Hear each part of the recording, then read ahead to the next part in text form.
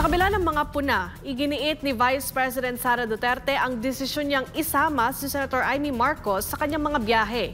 Ipinagtanggol din niya ang senadora bilang isa sa mga tumutulong para maiuwi si dating Pangulong Rodrigo Duterte sa Pilipinas. Si Jason Rubrico sa balita.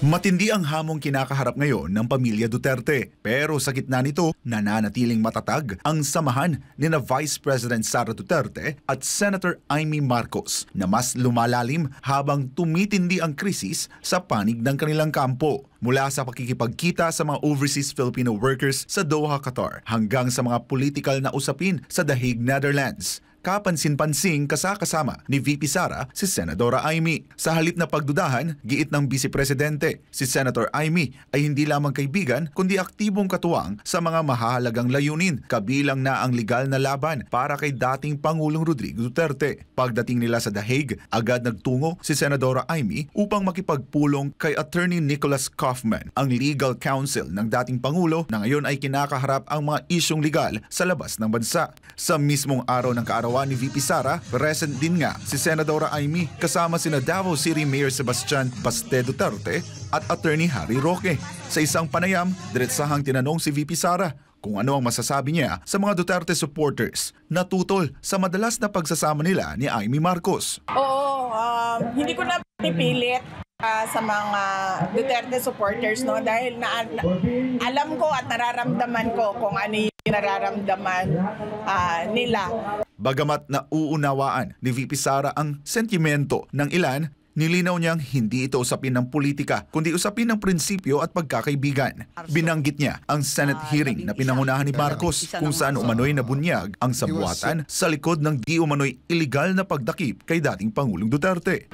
Isa yon sa mga tulong ni Senator Amy, no, sa dating Pangulong Rodrigo Duterte. Noong ginawa niya ang hearing ay lumabas doon na nagsabuatan talaga sila sa paghila, pagkidnap, pagdukot kay dating Pangulong Duterte sa Pilipinas at hinatid siya dito sa The Hague. At merong chairperson's report na sinabit niya sa ombudsman na kami ay dadasal na sana ay maakyat or ma-file na yung mga cases dyan sa ombudsman doon sa mga tao na kaparte o kasama sa illegal na pagkuha kay dating Pangulong Rodrigo Duterte. You have a friend in the office of the Vice President. Bukod sa legal na tulong, may personal na dahilan rin si VP Sara kung bakit pinili niyang makasama si Senadora Amy. Siyempre, kung ikaw may kapatid na presidente or kahit anuman, kahit hindi kayo mga public officials, na kapag meron kayong hindi pinagkakasunuan ng kapatid, ay malungkot yon.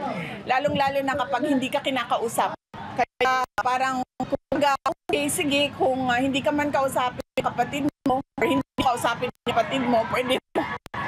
Sa isang Facebook post, sinabi ni Senadora Amy na nauunawaan niya ang pakiramdam ng pagiging malayo sa sariling bayan, kaya't naiintindihan niya ang sitwasyon ni dating Pangulong Duterte. Hindi raw siya naroon para magdrama, kundi para humanap ng solusyon. Aniya, hindi siya maghihintay ng 39 na taon para lamang magkamali muli. Git niya, may isang Marcos na natuto sa kasaysayan. Sa huli, tiniyak ni Senator Amy Marcos na gagawin nila ang lahat upang maibalik sa Pilipinas si dating Pangulong Rodrigo Duterte. Para sa Diyos at sa Pilipinas kung mahal, ako si Jason Rubrico, SM9 News.